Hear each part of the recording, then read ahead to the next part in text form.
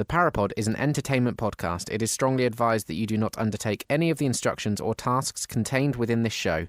Neither the Parapod nor its presenters are liable for any misfortune befalling listeners who ignore this warning.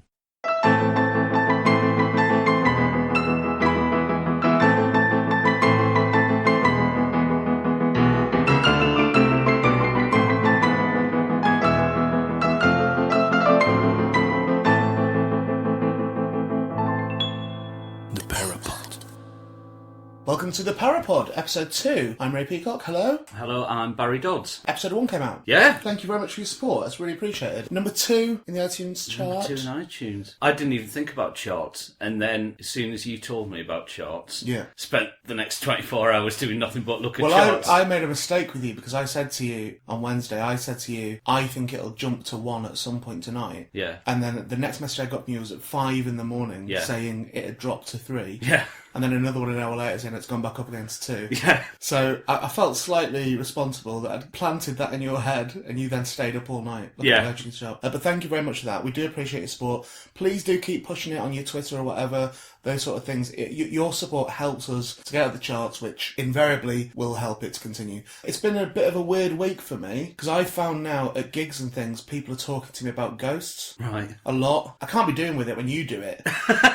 But, to have it at my work as well. You see, I get a lot of it. I get a lot of people talking to me about ghosts and things. That's because it's known that you're mental over ghosts. But I'm now being tarred with your brush. Well, this is what happens. As soon as you start dabbling with anything with the paranormal, you'll find that the paranormal starts playing more of a part in your life. So it's now playing a part in that people are talking to you about. But this is what I said last week about how it gets into your head. Because as we know, I'm a complete non-believer in this. You're a complete believer in this. Even this week in my house, let's describe my house first of all, because I think that's actually relevant to what it is. So I live in old house, isolated house. Middle of nowhere. Yeah, it's on its own. Kind of, this has the ability to be spooky. Because it's surrounded by a lot of woods and trees. And it's the sort of place where you can imagine a car breaking down and people trying to find somewhere. I live in fear of that, I live in fear of somebody knocking on the door in the middle of the night. Because this is the sort of place where it would happen. You would be the house that gets knocked on. You are last house on the left. Yeah. Oh, Wes Craven died. Oh, yeah. But I don't get spooked at night. Because it's pitch black here, by the way, as well. So I am the sort of person that would be susceptible to being worried about that. And I don't get it here at all. I don't get spooked here at all. My missus, on the other hand, does sort of semi-believe in that sort of stuff. And she gets spooked easier than me in this house. But I don't have that at all. However, last week, me and my missus were watching a film in here. I should say as well that she's also said to me she doesn't want us to record this podcast here. Oh, really? Yeah. She said to me, and she said it seriously the other day, she went, would it be possible, could you record it at Barry's house, maybe? And I went, why? And she went, I just don't want you to sort of awaken something in the house. This is what I mean when I said that if you start dabbling in these things, you open yourself up to them, you're making yourself susceptible. What I concluded from that was that I've got 2 people in my life that are mental. But we were watching a film the other night, and there was the most unbelievable crash, unbelievably loud. If you'd have said to me, what was that noise immediately after it, I'd have said, a car's come through the wall. That's how loud it was. And she was immediately like, what's that? I said, I don't know, I'll go and look. And I went out, went to the kitchen first, and that's where it had happened. My bookcase, I had a big tall bookcase that had fallen down onto the kitchen table. I'll put a picture, because I took a picture immediately of it. I'll put that picture up on the website so you can see it. I sent it to you, that picture, and said, fucking poltergeist. Yeah. Is what I said. I will tell you, in the interest of full disclosure, I immediately thought, oh, what have I done here with this podcast and all this paranormal stuff? And her saying you might wake something in the house. That was my first thought. And I went through to that bookcase and immediately was like, right, work out what's happened. Not to check on my stuff, which was very badly damaged, by the way. There were old Muppet busts. Yeah, this is one of the things why I don't think you would find your house scary, is because, as I've said to you before, it's like Santa's grotto in here. This is nothing. This is kind of grown up. What my office is like. My office is full of toys. Yeah. That's normally my whole house. Okay. But this house isn't. I've made certain concessions. I'm going, okay, I won't have Star Wars stuff everywhere. Right. But those Muppet busts were on top of that bookcase and were just smashed to high heaven. They were gone. And there were some Muppets toys. They were all broken as well. Spider-Man statue that was broken. Anyway, I almost wish it was a poltergeist. twist. So I can go, it was that ghost that did it, but it was my fault because I'd put heavy Marvel comic books on the top shelf. The shelf had collapsed. They fell down the back of the bookcase and pushed the whole thing forward. And I know that because all the Marvel books were at the back of the bookcase. Had a spirit pushed it forward, they would have been at the front. But if a spirit had pushed the shelf, the shelving unit itself forward, if they pushed it forward, the books would have fallen back. Why would the books have defied gravity? They wouldn't, that's It science. would have all gone forward. It's not science. You can't keep arguing things are science. It fell on that table. I'll tell you the other thing. The thing I was most upset about was my grandma and granddad's plate was on the table. Yeah. Which I've had, since my granddad died. My grandma died earlier on. And it's just smashed. And that was what really, really upset me. Now, when I heard that, I thought immediately, what? Is this them letting you know that they're here? Right. Do I even need to say to you, why have they smashed their own plate? Did they like the plate? I would imagine they liked it, given that they bought it and kept it, yes. All right. What, do you think they're going, that was for your brother? If he's not got it, no one's having it. They've not smashed their own plate, Barry. All right. And why would they be here? This isn't where they're from. Yeah, but they're checking in on you. So they've wandered all the way down from the northwest to where I live. Yeah. To check on me and why they're here. They've smashed their own plate as well. Well, yeah. Just so you know it's us. Exactly. They've taken the one thing that you've got here that symbolises them. It's not the one thing. I've got loads of things that symbolise them. But why would they have not gone, hey, we're here? Why have they got the power and ability to knock over a bookcase that they wouldn't have been able to do when they were alive, by the way, the weight of that bookcase? Right. So now they're these big, strong ghosts. Why can they not just say, we're here? It's not how they do things, really. Well, that's convenient, isn't it? It's nonsense, Barry. That bookcase has just fallen down. I'll accept that explanation is very rational. But you said when you got that photo, you were like, oh my God. First reaction was, I honestly thought it was some sort of poltergeist. I've seen photos like that of supposed poltergeist hauntings that look similar. It's a textbook photo of what a poltergeist is. I'll put it on our website, theparapod.com. That's, again, where you can contact us and stuff. There's a contact form on there. You can email us, contact@theparapod.com, or you can tweet us at theparapod. So we've had a load of feedback, because we asked last week who won the argument unanimously in my favour. Yeah, because I think the people who agree with me are the sort of people who wouldn't put it out there because they didn't. Because they don't want to be attacked for their beliefs. Only one person said, I think Barry is right, and that's because she felt sorry for you. Well... She said, I think Barry is right. Ghosts are real, probably. Didn't even fully commit to the... Well, thank you for that. Let's go this one. Steve Page said, call it a draw. Okay. Wait. Ray made a good cause for the lack of existence of ghosts, but Barry made a good cause for antipsychotic medication. Lovely. Yeah, Brad Gray said 1-0 Ray Peacock. Brilliant podcast, can't wait for more. Thanks, Brad. Adam said Ray wins this one, I think. This is interesting, but is it possible that Fred, so this is the ghost from Pontefract supposedly, Fred, nay, Michael, Fred was just clumsy and knocking things over with his oversized knob? Because he does have a big penis from the image that exists of him. Well, no, you said that he's got a big penis. Is it possible that Fred the Ghost was wandering about essentially cock-slapping things? Ollie Keir, don't know who to side with. On the one side is logic, on the other, perfect puddles of water. Ray's the winner from Stuart Moore. Neil said Ray Peacock is right. As I think, do I need to carry on even? Or did you just accept defeat? Well, you see, because I got some feedback sort of privately. What, on a Ouija board? No, not on a Ouija board, through Facebook. Oh, okay. Thanks to the people who sent me messages on Facebook. No, didn't friend request on Facebook. Right. We just wanted to send you a message and you've got to check the little other folder.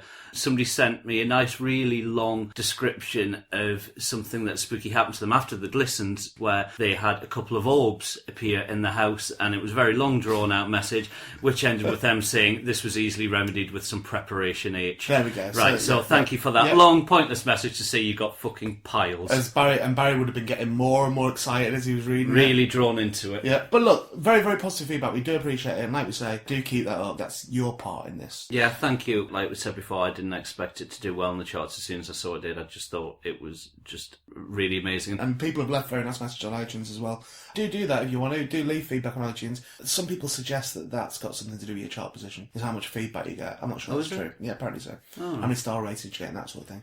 Up to you. But regardless, glad you enjoyed it. And let's crack on.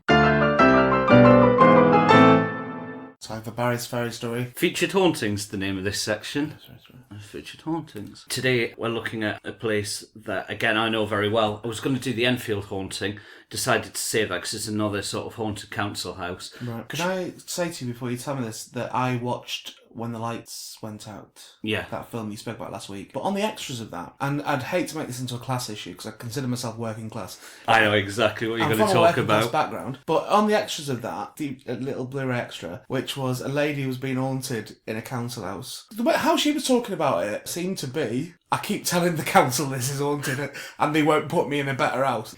That seems to be what she was getting at. So is there a link here between people that aren't necessarily that chuffed in where they're living already? This has happened before. There's a surprising amount of number of people who live in council houses who find that they are haunted and they immediately want the council to move them because it's not safe. Reality is they just want to be moved out the council house. Yeah, that was the impression I got from that lady because she had 2 kids with her as well. Yeah. The 2 kids kept repeating stuff and then looked at their mum for reassurance, have we done this right? Yeah. Have we acted this right? And there was one bit where they said it took about a chair flying through the room and the lad went, when did that happen? And the little girl went, you weren't here. Really fast. So there is a link in that. There is a potential link in that. There's people want to be moved from the house. There's also been a lot of people who I'm not doing myself any favours here in sort of trying to prove the paranormal, but I am open to these things. People who have had disputes with the electric board, right? Very large electric bills, which they put down to a poltergeist. The ghost used all the lecky up, draining all the electric out. Poltergeist kept putting the heating on. And poltergeist kept throwing cups around and then they kept hitting the heating switch that came on. And then the poltergeist threw a bottle of tomato sauce and it went right on my arse, and that's how it ended up in there. And all the houses have a strange aroma, like somebody's been growing industrial amounts of cannabis in the loft. It's ghost cannabis, that. What would be the... Because if I went to the council, I'd be like, just tell her no. There's no such thing as ghosts. Do the council, are they duty-bound to believe it to an extent and say, oh yeah, there is precedent, there's form for this? It's valid enough probably to be written on a form. Whether the council take it seriously or not, I don't know. Right, okay. I might, out of curiosity, contact a council. I'd be interested to hear that. And see what the policy is on haunting. I don't want the knock-on effect of all this podcast and me rebutting all your beliefs to be me end up being a Tory. I don't want... If that's the conclusion, we can stop it now. Anyway, where's your featured haunting? Featured haunting this week is Chillingham Castle.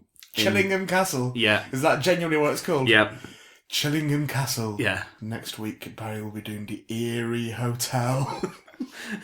In the middle of nowhere. So Chillingham's a place? Yeah, Chillingham. Where's that geographically? Quite close to the Scottish borders. Okay. Really hidden away. I mean... How hidden can a castle be? Well, the history of it, which is it in the ground? It's in like a in a valley. Okay, so fine. So it's quite low down. Edward I stayed there when he was planning his attack on the Scots. It was very strategically placed. Okay. And there was a guy whose name is John Sage. John Sage was sort of a brilliant warrior. Brilliant warrior. Yeah, he was very good at what he did. The king loved Peter him. Sutcliffe. God. He was very good at what he did, but he was injured in battle with the Scots now. And we've got sort of romantic view of the Scots of William Wallace and Mel Gibson and freedom and all that. Don't forget they were marauding. Well, let's not use this podcast as an opportunity for you to reinforce your Neanderthal English stereotypes. No, I'm just saying that the Scots were as brutal as we were. Well, I'm happy with the romantic view of the Scots. Let's leave it at that. William Wallace used to wear like a belt with English children's ears on there. Yeah, nothing to do with ghosts. I'm just saying that, not to be too romantic about it, but he was a great warrior with the Scots. Now, Chillingham was, because of its location, good for taking Scottish prisoners to, and for interrogating them. Mm-hmm. They had a torture chamber in there. There's a dungeon with something called an oubliette in it, which is... Sounds lovely. To sell with a hole in it. Right. A prisoner would be put in there. They'd have their arms and their legs broken, or they'd be left in there to count the days. Eventually, they'd be thrown down this hole and left to rot. And a new person would be put in on top to watch the people below them. Oubliette's French for forgotten. Okay. What star rating is this hotel? think it does alright on TripAdvisor. Yeah, that's it. So, John Sage was a great warrior, and he was injured in battle. He was very angry that he couldn't fight anymore because he was a local celebrity, and he asked to be made the torturer of Chillingham Castle. Okay. And he was a very cruel, wicked man, very angry with the Scots, obviously, and devised horrific things to do to the Scots when they were taken into the torture chamber. Things like he'd take like a barrel, hammer nails into it from the outside. Right. So on the inside of the barrel, there'd be just the ends of the nails sticking through. I should just explain for people at home at the moment. Barry's got that thing where his eyes have gone weird again. Where he's talking about torturing Scottish people and he's got eyes have gone a bit mad again. Just so they know what I'm dealing with here. All right. That you come round my house going, and then they get a Scottish person put nails in them in the floor. And then they had to go on top of another dead Scottish person. It's brilliant. So they'd put like a child in the barrel, roll it around. Oh, I love it when they kill the children. They would have the families in there. They'd be putting cages in there, and they'd have things like hot coals lit under them. And... Stop saying ways of torturing people. Right, go to Chillingham Castle unbalanced. and have a look in the torture chamber there, which isn't the actual original torture chamber, but it's mocked up to look like it was. The original torture chamber is not safe to go in; it's underneath the floor. What happened was eventually the English, they were losing to the Scots, who were getting a bit worried. They sort of did a deal and said, "We'll release all the prisoners that are in Chillingham Castle." Okay. John Sage wanted none of this, not happy about it at all. So what he did was he told them when he was going to release them, and all the locals hid, and when they were released from the castle, they jumped out and hacked them to death. Okay. Of course, the Scottish heard about this, not impressed at all. So John Sage was dragged out of the castle, Right. and he was hung on a tree that's in front of the castle now. And the locals, because he was like this celebrity, they hacked him to death. Everybody wanted a bit of him. His toes were cut off, his genitals were cut off, his tongue was cut out, his eyes were gouged When out. I asked you to bring a ghost story every week, I was thinking more like Casper. Right. No, this is like horrendous. Oh yeah, it's not a nice story. Okay. So that's sort of the background of the castle. So you go there now, there's an atmosphere to it that some Why people... wasn't it just knocked down? If it's got such a horrific history to it. You can't just knock castles down. Well, they knocked down Cromwell Street, didn't they, when Fred West... Well, I mean, that's one house. Well, oddly, what happened, the castle was left. Okay. It was sort of lived in Victorian times, I think it was. And then it was left for a lot of years. It was left to rot. Some soldiers were billeted there during the Second World War who stripped all the wood out of the castle and burnt it for heat. Yeah. Short period where the Pritchards moved in. He did it up as he was renovating. He was knocking through walls. When you see the castle now, don't expect like a pristine English heritage nice castle. This is a one man's passion and life. It's ramshackle. It's very eccentric. But he was going through a wall and then found the body of a boy. Boy's skeleton was in the wall. Keep it light. Didn't know what it was, but they found some blue clothing with him. They found out that the ends of his fingertips were worn away, so he was buried alive in there, and they tried to scratch his way out. They also found a lot of documents regarding the Spanish Inquisition, something like that. The way you're staying in the castle now, there's an apartment called the Grey Apartment, which I stay in. There's a fireplace in the bedroom, and that's what it looks like, just a normal fireplace, but it's got dried flowers in it. The reason for that is it's not actually a fireplace. That was where he was going through the wall. And that's the room you go and stay in. And that's the room that I stay in. You're insane. You essentially stay in a morgue. A ramshackle morgue. And these blue clothes, in its rich and varied history, was this castle ever a Pontins for a bit? Well, what people see is they say, a lot of people in the morning will say to like Sir Humphrey or the staff of the castle, just say, "Oh, was there an electric fault in the wall?" Because kept on seeing this like blue flashing light. They say, no, there's no electrics in that wall. And it's his light, it's him letting you know that he's there. He doesn't need to let you know he's there. Because He's already been found. Ah, but it's ghosts there. Called the Blue Boy. Is that your story this week? To tell horrific history and then go, ghosts there now? But now, in the courtyard, the castle's like sort of like 4 towers with a curtain wall between each of them. So there's a courtyard in the middle, which is open air. If you are stopping over in there or doing like a ghost hunt there, just have a walk around in the middle of the night. And I've had this where I'll be down in there having a cigarette or whatever, like not doing ghost stuff, because I go and stay at the castle. Yeah, cigarette isn't part of the ghost stuff. If you ever see Barry knocking about having a cigarette, he's not doing ghost stuff at that point. But when he puts the cigarette out, he is doing ghost stuff then.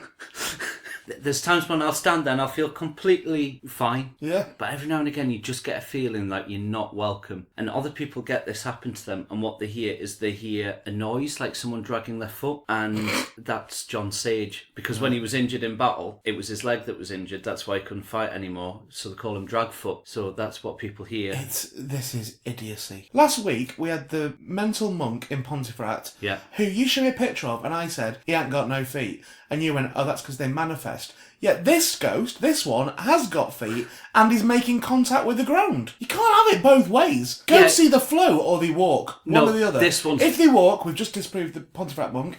If they float, we've just disproved the one from the castle. Different kind of ghost. You can't... These arguments are dreadful.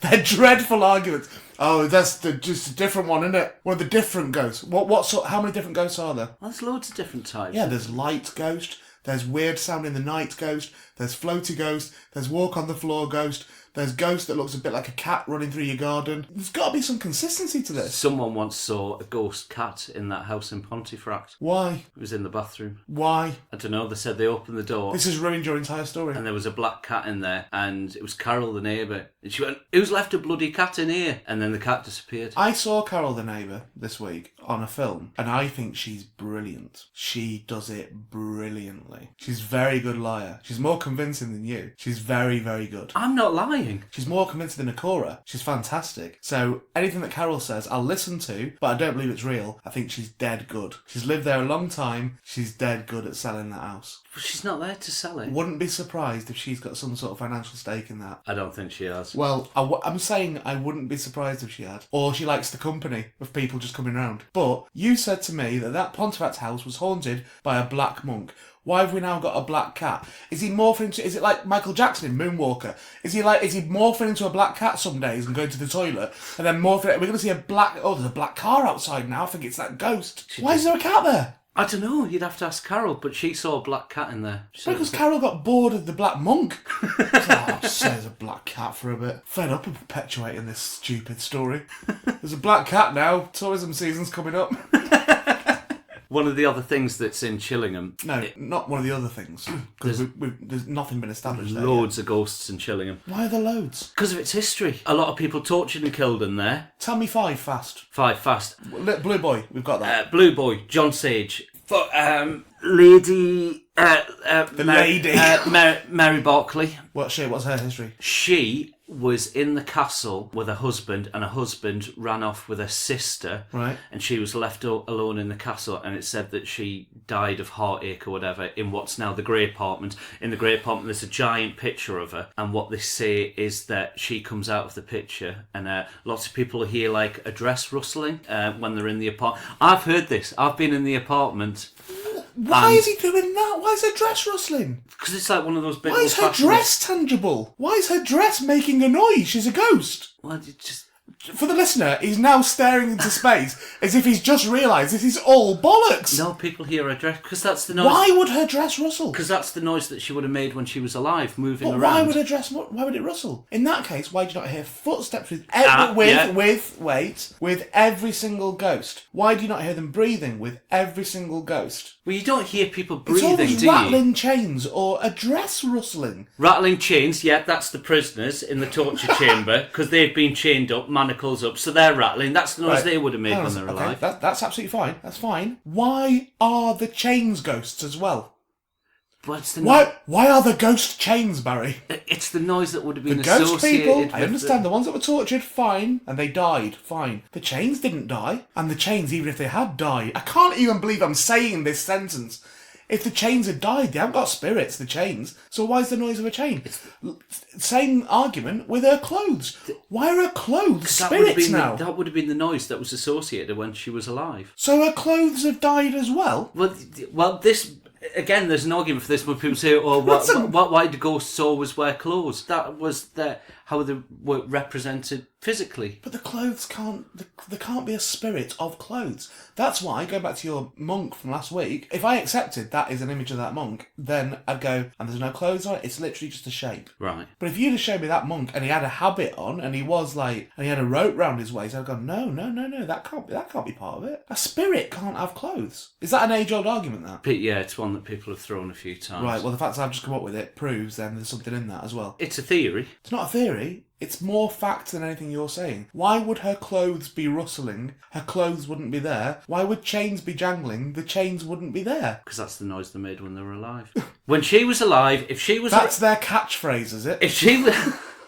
Well, of course, that's Mary, that. Because her catchphrase, of course, was her clothes rustling. Yeah, because people will go, if you were, like, if she was alive... And wailing, I'll accept wailing. I'll accept that. If people were alive in that apartment, and when she was alive, what noise how would you know Mary was coming near you? Because you'd hear her dress. So now she's dead. Oh, we hear the dress. Right. My granddad on my dad's side was deaf. He had a hearing aid. This is back, I think they might still do it, but this is back when hearing aids whistled. So if you put your hand to it, it would whistle. So that would be the noise I would associate with my granddad. So if my granddad, this is a different grandparents, by the way, to the ones that knocked my bookcase over and broke their own plate. Right. If my granddad came in now in spirit form, I'd hear his hearing aid whistle, would I? Suppose so, yeah. So his hearing aid would have died as well. He's taken technology to the other side.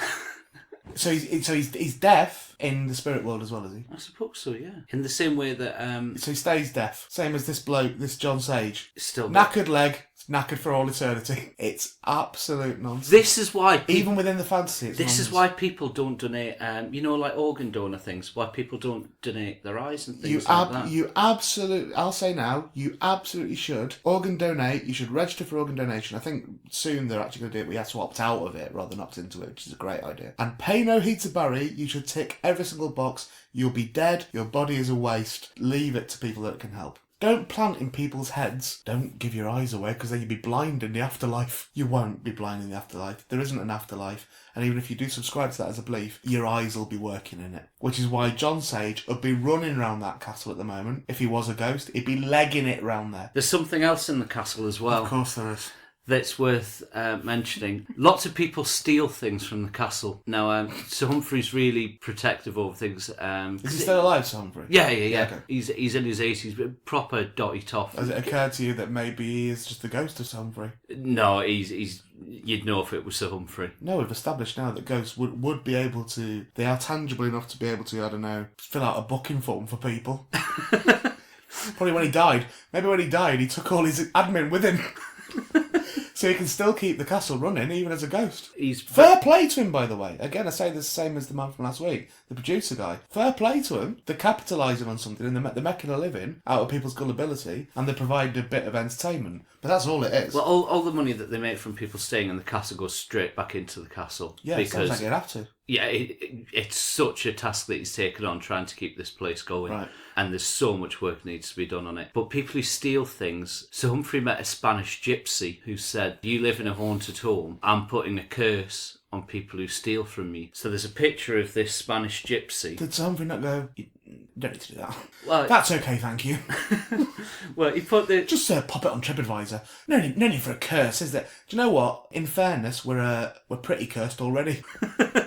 We don't need another curse in here. Have you ever seen The Blue Light? Or The Limping Man?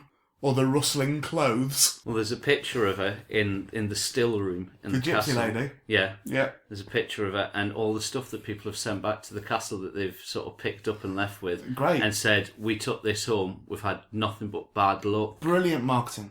Exceptional marketing. Really, really good. But that's all it is. Marketing what? That sells. That perpetuates the idea. That sells it as a myth. That's great. That's what this business is based on, is it being haunted. You think people are going to stay there if it wasn't haunted? Come and stay at my castle. It's only got 3 sides. Like, no one's going to go and stay there, are they? It's not got 3 sides. It's like, do you know what I mean? It's knackered. Don't use that fireplace. The child was found in it. It's not that I've not got the certificates for it to be able to be used as a fireplace. It's because we don't use that because of the child. He was trying to scratch its way out of there. But please don't say it's because it's not safe that we can't get the certificate. Have you seen this room over here with a gypsy in it? It's all marketing. That's all it is. It's not. It is. It's not. Who would stay there if it didn't have this around it? I point out, it's not just people who are ghost hunters who stay there. It's a Bet place. it is! There's a lot, I'll admit, but it's in a very beautiful part of the country. The apartments are really nice. It's a rare chance to stay in a castle, really. Yeah, that's fine. That's fine. Not an haunted castle. Same as your house in Pontefract. No one sat at home going, sweetheart, should we go for a cottage break? Let's go for a cottage break in Pontefract, terraced house in Pontefract. Exactly. That one's just for ghosts. Yeah. This one, Chillingham, for everything. That's lucky then, isn't it? Because if you were a ghost hunter, you kept going there, you'd soon find that a fool and his money are easily parted. I've been going there since I was 14. Yeah. That pretty much answered itself. You only gave me 4, by the way. We got to 4 ghosts. What's your 5th one? There we go. So there's 4. Oh, hang on. Yes. There was the ghost of a little girl who was seen, and... Are you making this up right now? No. I love this, because last week I had a photograph of the Black Monkey. I've got a photo of the little girl who haunts Chillingham. Right. Okay, so this is a photo that's taken in the Great Hall. What you'll see is there's a big tapestry at the end of the room. You'll see there's a table and some chairs around it. Now, there's 2 chairs next to the tapestry. In one of the chairs is the ghost of a little girl. So here we go.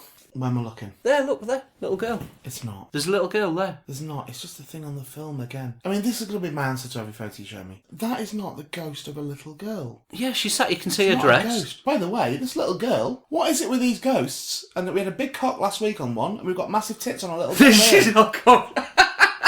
Look at them. Huge. Yeah. For a little girl. Can you see a little girl sat in that chair? No, I can see a shape that if you look really hard and tell yourself it's a little girl, you can see it. Same as my argument last week. If you see a cloud and I say to you, look at that face in that cloud, you'd look for a bit and you go, oh yeah, there's the nose and there's the mouth. It's exactly the same thing. But compare it to the other chair. One of them's got a little girl and one hasn't, clearly. It's not a little girl. She's sat and she's got her hands folded. Like I will, that. yeah, just supporting her huge boobs. Is it the ghost of Les Dawson?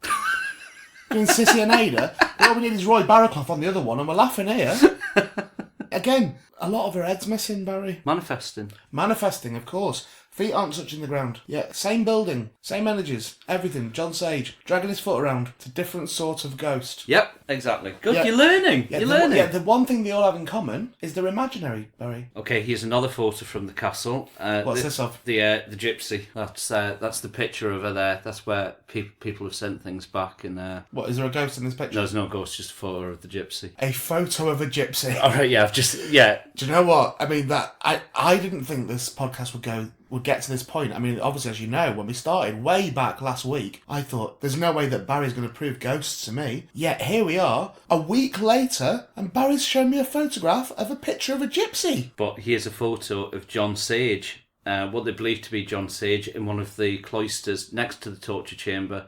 Cloister's a funny word. Next to a little boy. What are we looking at? That big black man. There isn't a big black man. There's a big black man in the There picture. isn't. It's just shading in the picture. How's that John Sage? Because that's where he hangs about. Can't be. It's on steps, mate. You told me his leg's knackered. There's no way someone who's got a knackered leg would hang about on steps. Yeah. Yeah, there we go. So, Barry, what's your argument this week? Chillingham Castle, very haunted. Blue boy in the wall in the grey apartment. Also in the grey apartment, the ghost of Mary, I think it's Barclay or Berkeley, whose wife ran away with her husband. She died in there with her daughter. There's a curse from a gypsy about for anybody who steals. There's a ghost that's in the Great Hall where there's been a photograph of the little girl sat in the chair. And there's John Sage, who I've just shown a picture of stood right next to the torture chamber. And my argument is, just go and listen to that entire conversation again. See who you believe. I don't even have to reiterate my points. I've just showed you a photo of John Sage. Yeah. On some stairs. He had one good leg. Barry's just told you about the hopping ghost of Chillingham Castle that hops up and down stairs all day. Just going, see, I'm still mobile. Let us know who you think's right. At the Parapod on Twitter. Contact at theparapod.com on the website. It's just going to be the same again, Barry.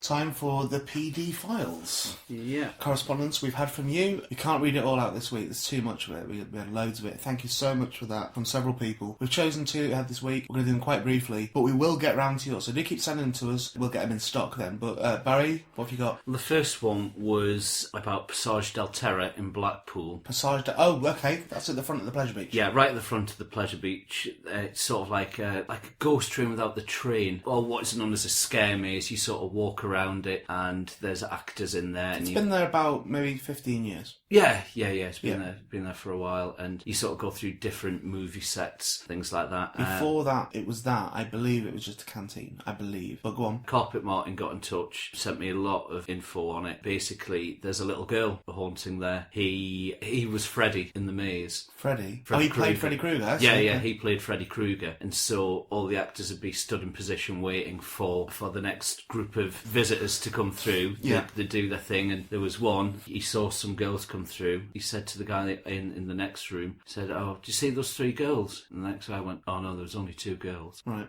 So yeah, ghost of a girl. Is that it? I'm just paraphrasing a lot of it. But the gist of it is, did you see them 3 girls? No, there was only 2. Yeah. Right.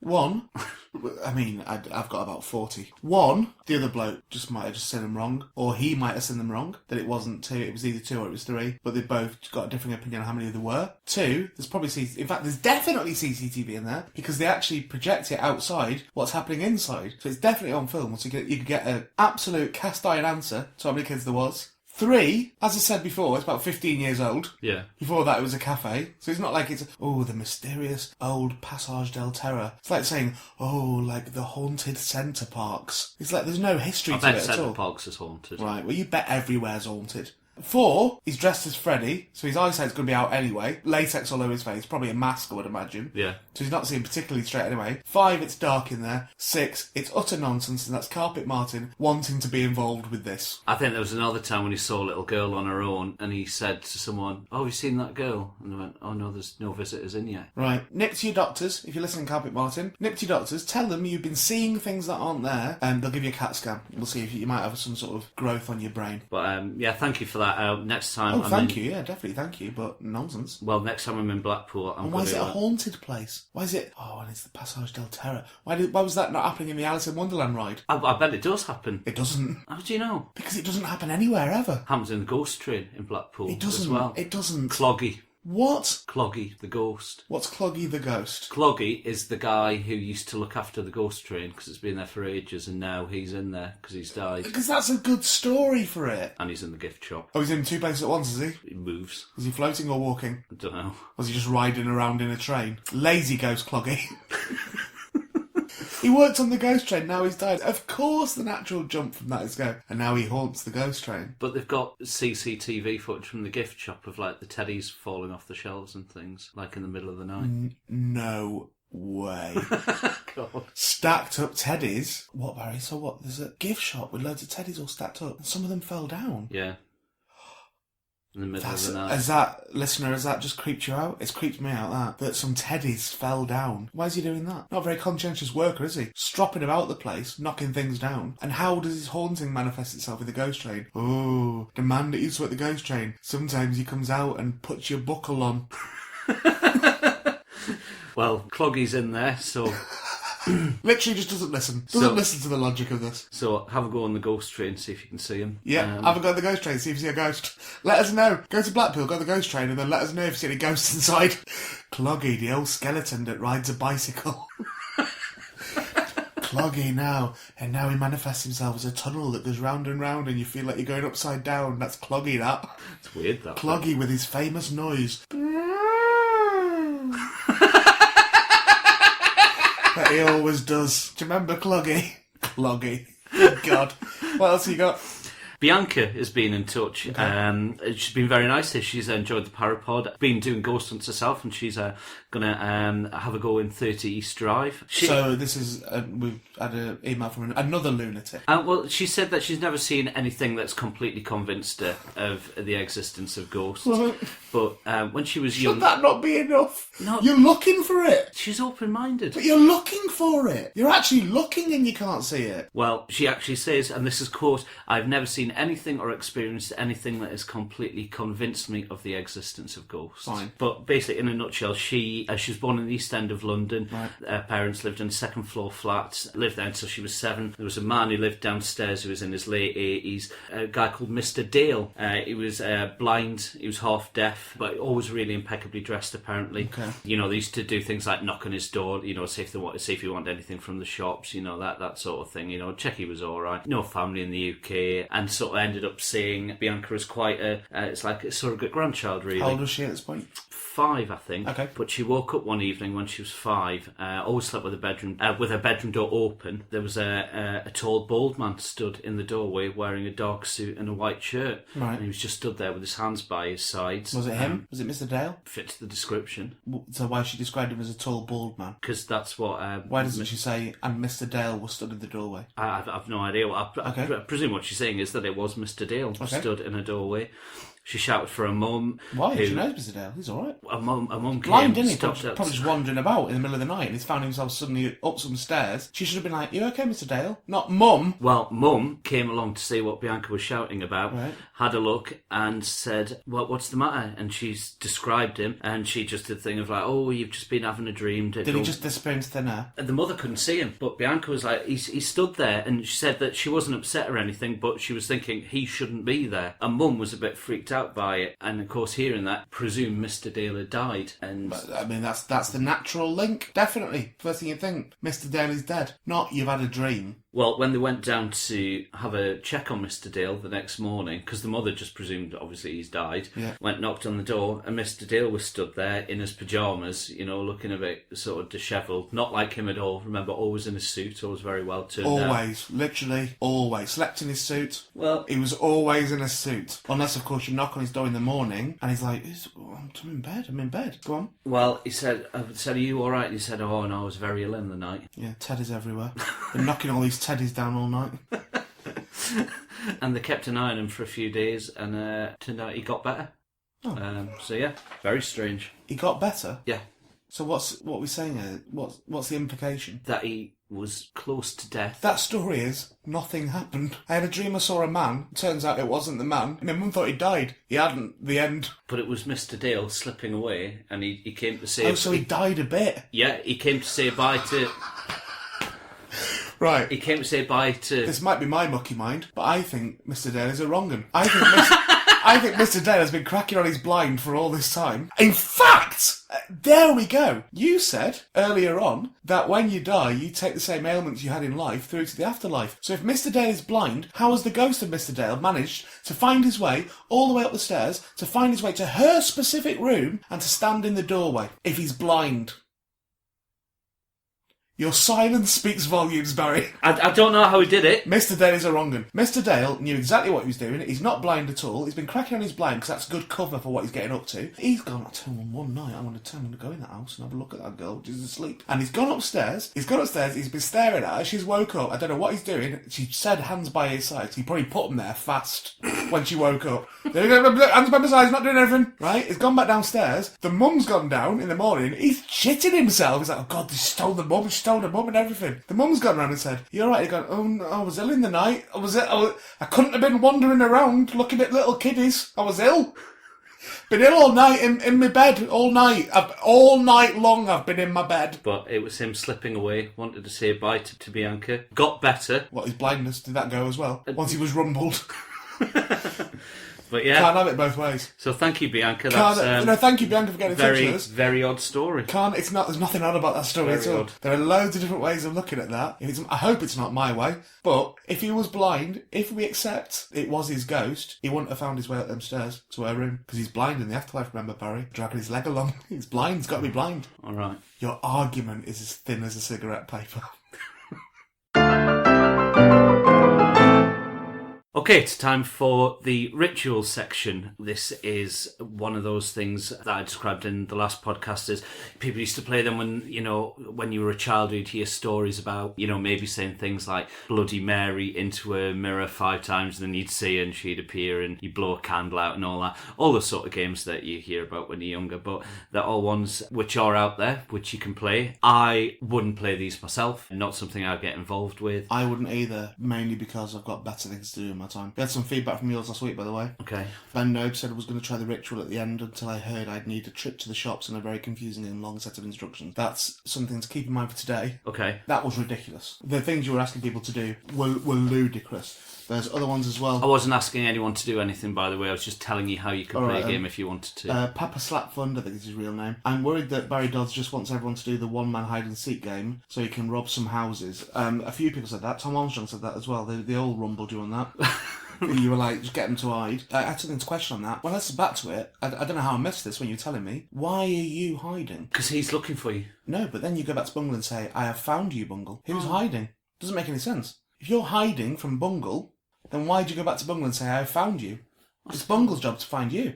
I suppose so. Just say if it's wrong. Clearly, I've got something wrong there. That's the perfect soundbite. Hugh Tom, I can't find my Bungle. I've had a mouthful of salt water for 6 hours and I can't get my telly off HDMI. Cheers, Barry. Steve Sherburn, just listen to the new podcast, Can't Find a Bungle, will Zippy do? Terry Green, love the first episode, now I understand what Bungle is. Oh yeah, because Terry Green was speculating that Bungle was the first It was going to be Stephen King's. No, Stephen King's really? It. So that we were going to say that Bungle was the first manifestation of It. All right. What was meant to happen? What was meant to happen in that is... Nobody did it. Good. I'm pleased to report. Yeah. Nobody did it, or certainly not told us yet. Supposedly, you would have something in your house going around looking for you. The teddy? No, not the teddy. I think the teddy's symbolic of a sort of way of inviting something through. Right, so Bungle's inviting a spirit. So Bungle's inviting a spirit. Yeah. The cutting of the red thread was to symbolise cutting an artery. Okay. It was then meant to come into your house and move around and sort of look for you. The reason that you would burn some incense in the room where you were hiding was to sort of purify it. The salt and the salt water was to keep yourself safe. Your TV was on. If it started getting disturbed, if your TV started flickering, anything like that. It couldn't do. You've already purified the room. So the room you're hiding in, the ghost can't come and find you anyway. Just another fail-safe to make sure. It's a fail-safe for what? Within the instructions of that is how it will fail. You're saying, right, where you hide, but do some incense and stuff, so spirits can't get in there. Why are people winding spirits up, going, do you want to come around and play hide and seek? Yeah, I'll play hide and seek. Yeah, you won't go in this fucking room. Where am I hiding? There's a lot of reports on the internet of people who've played that who've had quite a hard time afterwards trying to get rid of whatever they've invited. Just burn incense everywhere. Spit salt water around the place. Apparently that works. Could you not let the ghost find you? Right, this is what I would do in this situation, right? So I've done all the nonsense. I've invited the ghost in. I'm hiding. The ghost has found me. I found you. My turn to hide. Let the ghost go and hide. Just don't go and look for it. Don't go in that cupboard again. Or wardrobes, I believe they're very keen on that. They're like getting in a wardrobe and shaking it about. I mean, I don't know why. Again, I would say if they're able to summon up the energy to move a wardrobe, why can they not summon up the energy to speak? The age-old mystery, Barry. That's what happens when some of them do, and we'll be looking into that. Different ghosts, in it? All different ghosts, in it? Next couple of weeks. Some ghosts specialise in wardrobe moving. We'll be hearing some from... guys specialise in floating about. Some ghosts specialise in running the ghost train at Blackpool. Nonsense. We'll be hearing from a ghost called Bill in the next couple of weeks.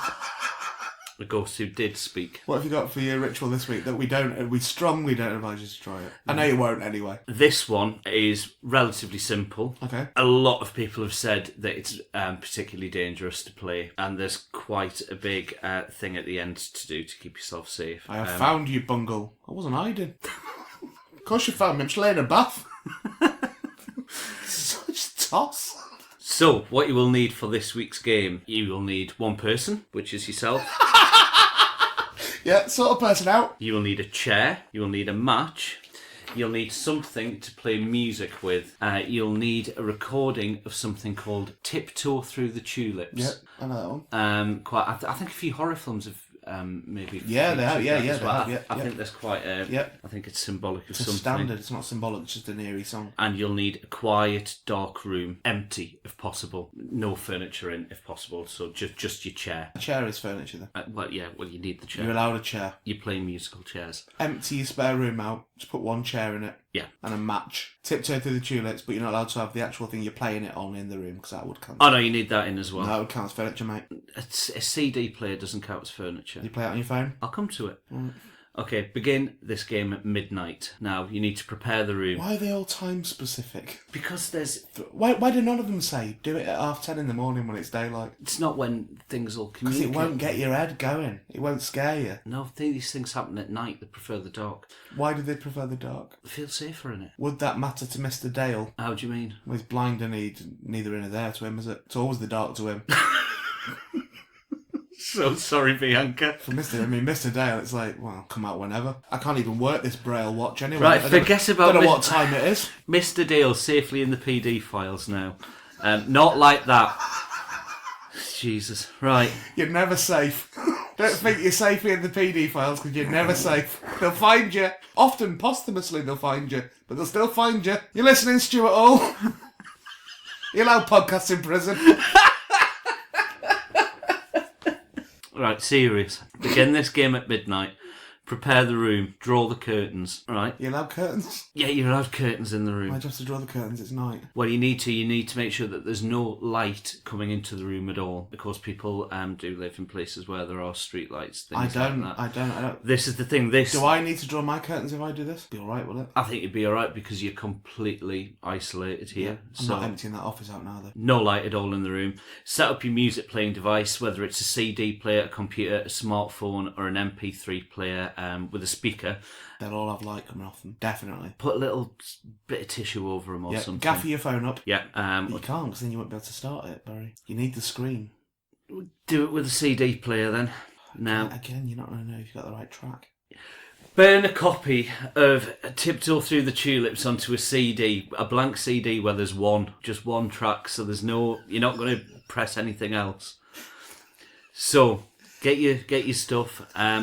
Cue up Tiptoe Through the Tulips. That's cue it up. There's only one track on your CD, remember? Yeah, I know, right? Yeah, just get ready to press play. Yeah. Place the chair in the middle of the room. Now turn your lights off. Hold the match in your hand, but do not light it. No, you're not allowed light, remember? It's a comfort match. Now play the music, and now you begin the game. Now walk around the chair 6 times. If the music stops, sit down and light the match. Congratulations, you've won the game. If the music keeps playing, you've invited something into your house. This is amazing. But it doesn't want This to play. is amazing, Barry. If it keeps playing, if the CD player keeps working, Yeah, you've got a ghost. You've invited something into your house, but it doesn't want to play. If the chair falls over on its own, leave the room. Do not look at the chair. Do not enter that room alone again, ever. Ever. Ever. So if you play this game, you are risking kind of devaluing your house. You can't ever go in there again. Not that you'd miss it, because all you've got in there is one fucking chair. So there we go. Chair, middle of the room. Round it 6 times, holding a match with Tiptoe Through the Tulips. If the music stops, sit down in the chair. If it keeps playing, then you've invited something into your house, but it doesn't want to play. If it falls over, leave the room. Don't look at the chair. Don't enter that room on your own. Imagine if you were doing this at home and that was the time that social services decided to call round.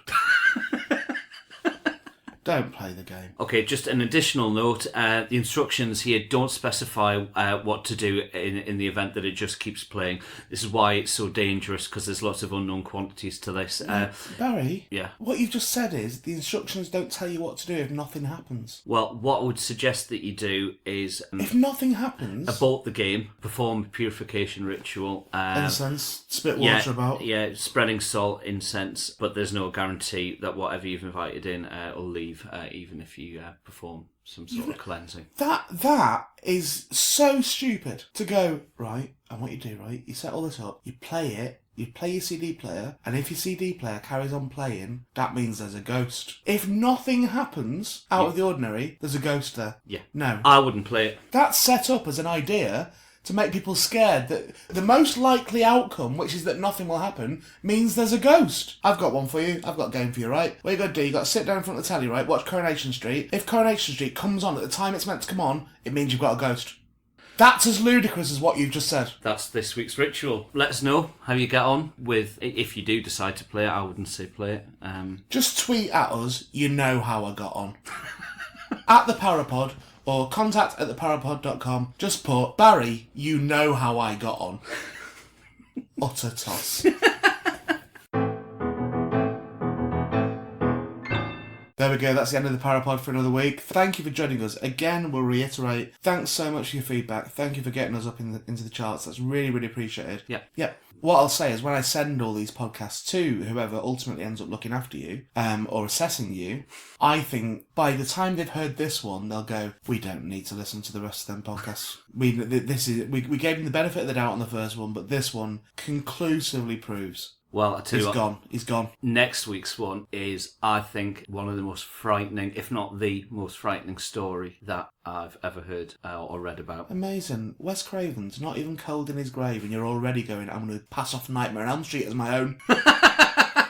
I don't mean to be flippant about Wes Craven, by the way. I'm genuinely upset about Wes Craven dying. He was an amazing, amazing man. Yeah. Great storyteller and stuff. A huge, huge loss. Okay, well, we'll look forward to that then. Do you want to give us a teaser of it? What's it going to be about? This involves somebody playing one of the games, right? One of the rituals, and what happened to them. Well, we'll look forward to that, if Barry's not been committed before it. Thanks for joining us. I've been Ray Peacock. Thank you very much. I've been Barry Dodds. Thank you. We'll see you next week on the Parapod. The Parapod was devised and performed by Barry Dodds and Ray Peacock. All music by Thomas Funderay.